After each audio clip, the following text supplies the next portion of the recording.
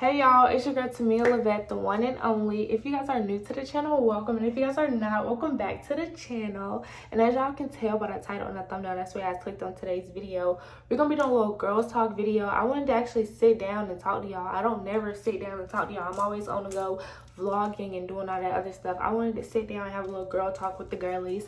I feel like I done been through a few things in my life over the past 2 years. I haven't done one of these videos in about 2 years, so I feel like I've been through a lot of my life in the past 2 years where, like, let's talk about it. Like, let's really speak on it. Let's really get into it. I can really give y'all some answers, some advice, and all that good stuff. So let's get into a girl talk today. I want to be like, I can't be like, I don't know, I'm young, so I can't be like y'all big sister, because like some of y'all might be older than me. Like I'm 19, so some of y'all might be 20 watching me. 21, I can't be your big sister. But little sister, giving big sister advice, like, I don't really know how to feel. Okay, we can be besties. How about that? We can be besties. So, like, we best friends.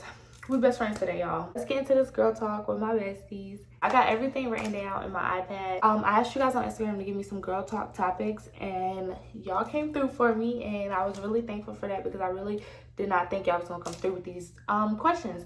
But they definitely did, and I just had to put them in my notes and really realized like the key notes I was gonna hit, because if y'all know, I'm a rambler. Like, I will ramble your head off. But the first thing I have was some advice on making friends after moving to a new city.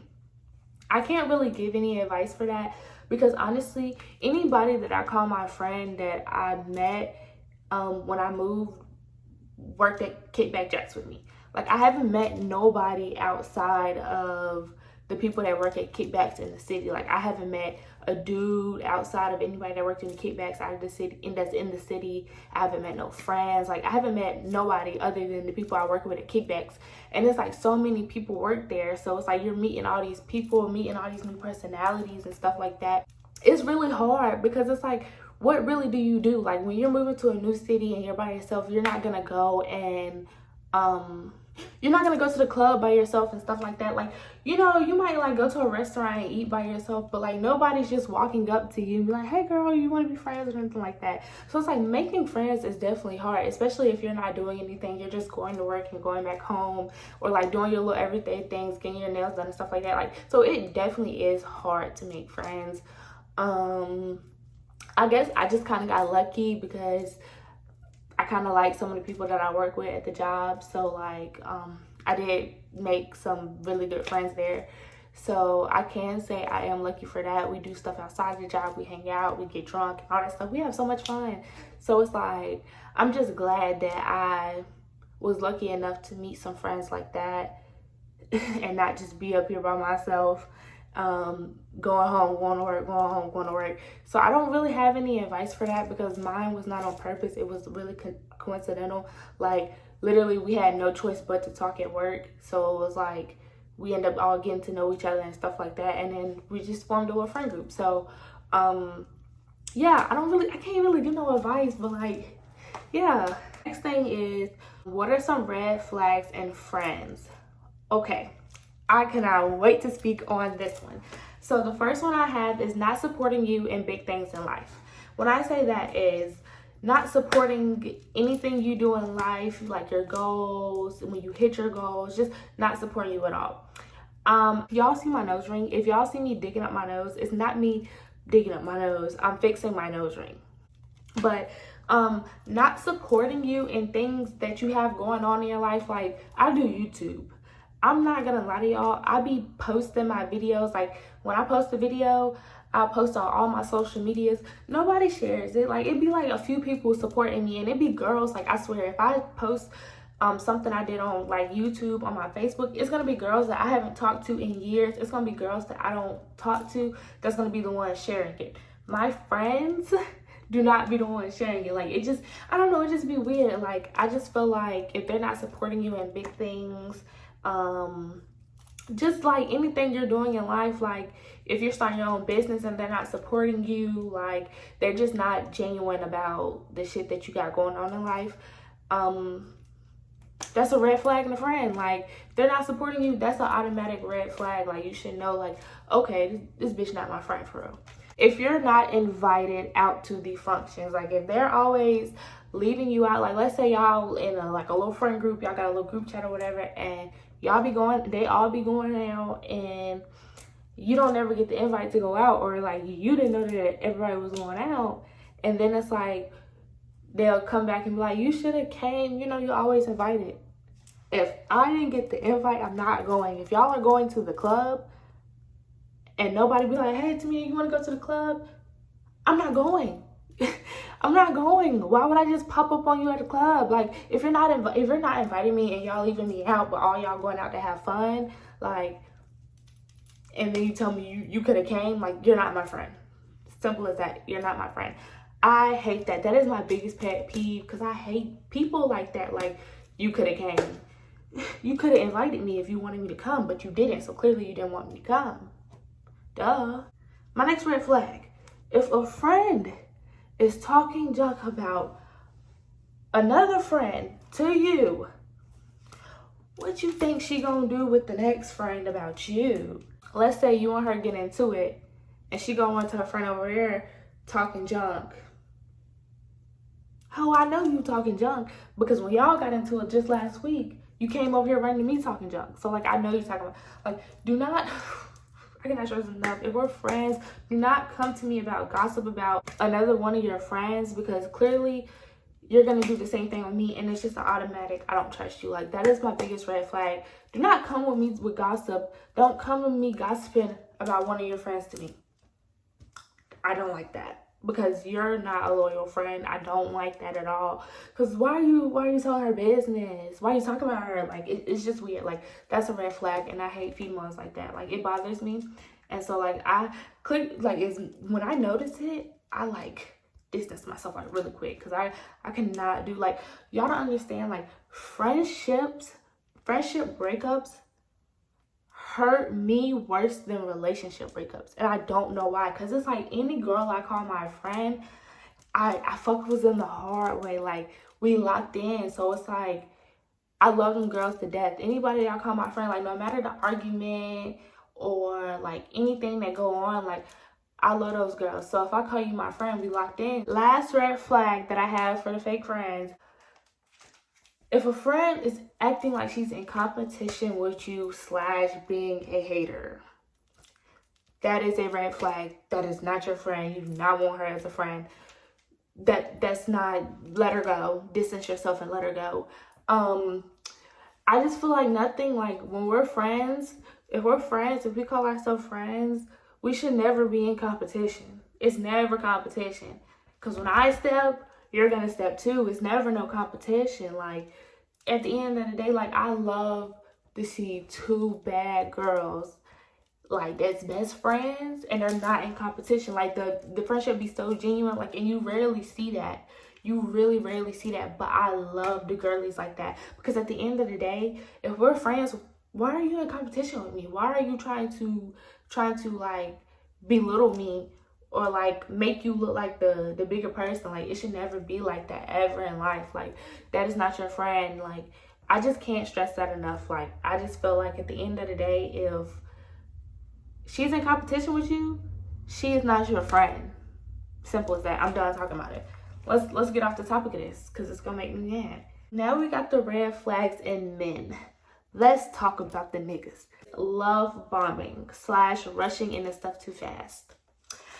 I just feel like a red flag in a man to me is if he's trying to rush into things like way too fast, like trying to make his girlfriend way too fast. Like, and that's one of my biggest things that I just recently learned.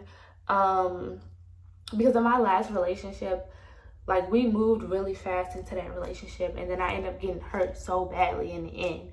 So I felt like if a man is trying to rush you to be in a relationship, then it's probably not for the best, because any man is not going to rush you to be together. Like, it should never be rushed. It should come naturally. So it's like, if you're being rushed to be in a relationship, then he's probably not the one for you. He probably doesn't have good intentions, because, like, it's like, why are we rushing to get in a relationship? Let's get to know each other. Let's just vibe out. Like, you know, let's go through that talking stage before we get to an actual relationship, because y'all have to get to know each other. So, like, just rushing into things too fast, that bothers me, because it's like, why are we moving so fast? Let's slow it down. And it's like one dude was trying to talk to me, and I'm like, hey, like, let's slow it down type stuff, because he was moving too fast for me.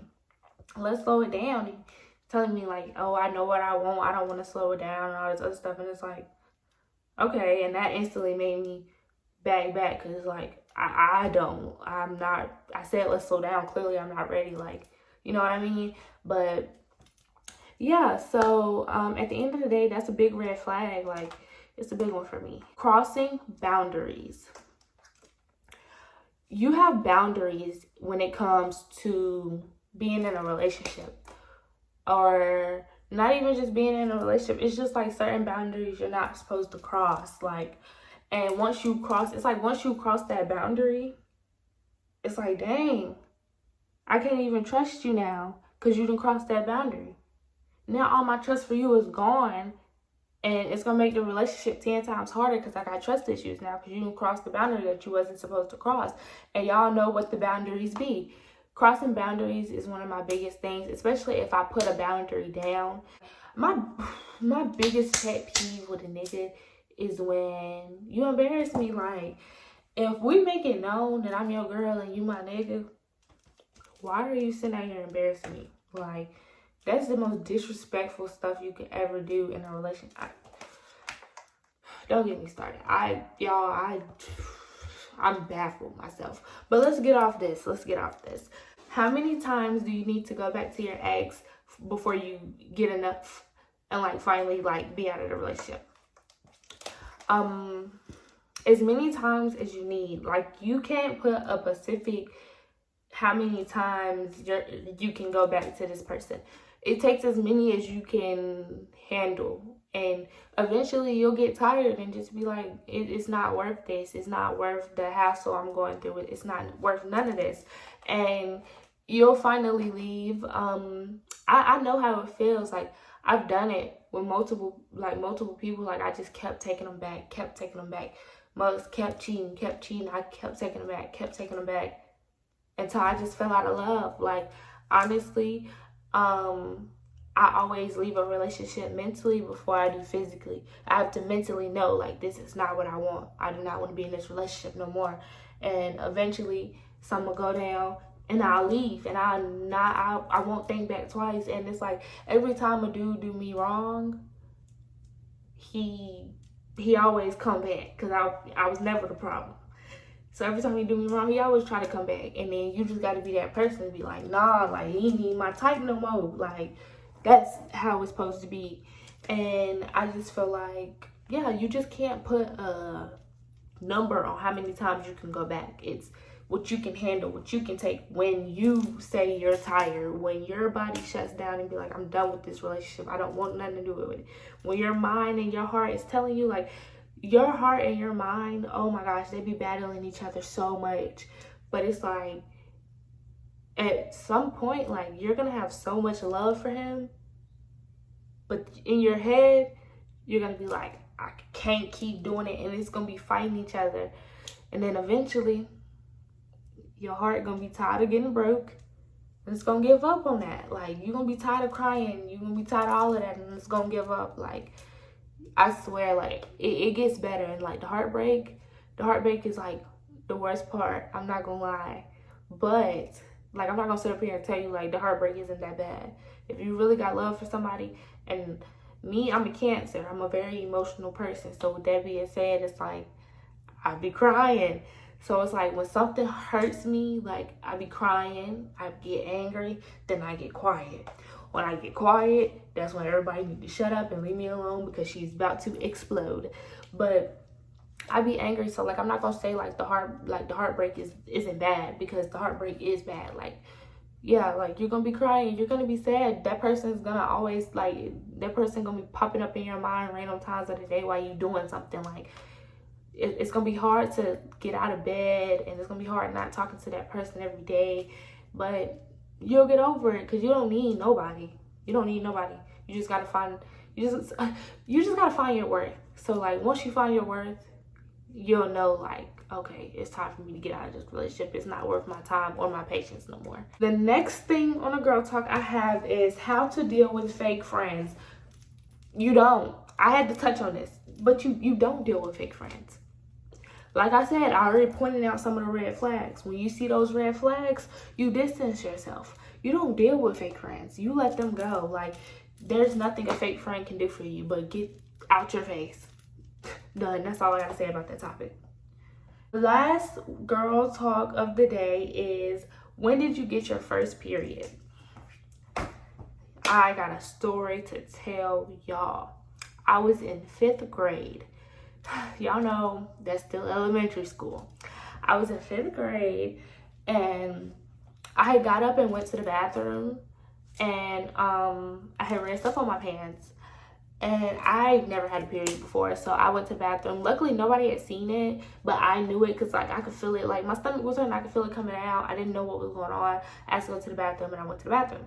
So when I went to the bathroom and I looked, like it was just like all of my pants. I had light jeans on that day. I was really skinny too. So it was like I had light jeans on. It was all over my pants. I was in the bathroom freaking out. I didn't know what was going on. And like I only had one friend. Like I didn't want none of the other girls to know because I didn't know what was going on with me. So I told that one friend, and that one friend went and got our teacher, and then like the teacher came in there and like she helped me with everything. She gave me a pad, and then, like it was like super sweet. And like, but then I had to stay in the bathroom for an extra long time and wait for my mom to come because I needed new pants. And I just went home because my stomach was hurting me so bad, and like I was like, what is wrong with me? Like, and my mom, she came and explained it to me, and it was just like, oh, like, you okay? But yeah, like honestly, it wasn't a crazy story. I just wanted to tell y'all how I got my first period, like, because it wasn't nothing too crazy. I just started in 5th grade at school. Kind of sucked. I did get embarrassed one time because I had like blood on my pants, and like I got up in the middle of the classroom to go get a pencil, and it was blood on my pants, and somebody pointed it out, and like the whole class laughed at me. But like that's another story for another time. Like it was very sad, and it was very dramatic. Like I hate periods though. Like, oh my gosh, I hate periods. But that's the end to today's girl talk. I hope you guys enjoyed talking to me today. I hope I touched on a few bases and all that good stuff. I hope you guys enjoyed the video, and if you guys did, give it a thumbs up and subscribe to my channel. Also, follow my social medias to keep up with me. I want to be friends like in real life. So follow my social medias, and yeah, let's be friends. I will see y'all in the next video. Bye guys.